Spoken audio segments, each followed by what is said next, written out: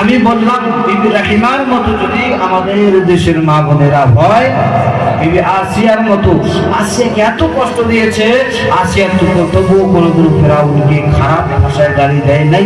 ফেরাউন অথচ কাফির ছিল, এরপরেও কোনোদিন আসিয়া ফেরাউনের সঙ্গে খারাপ আচরণ করে নাই। একটা জিনিসই শুধু আসিয়া করেছে, যে তেনাকে রব দাবি করে নাই। আসিয়া তো জানে আমার রব আল্লাহ রব্বুল আলামিন।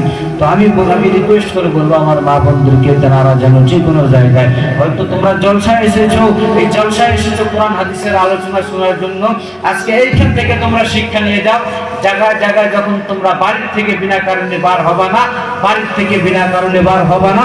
যদি কোনো মার্কেটের মধ্যে যাও, তোমরা পর্দা করে যাবে।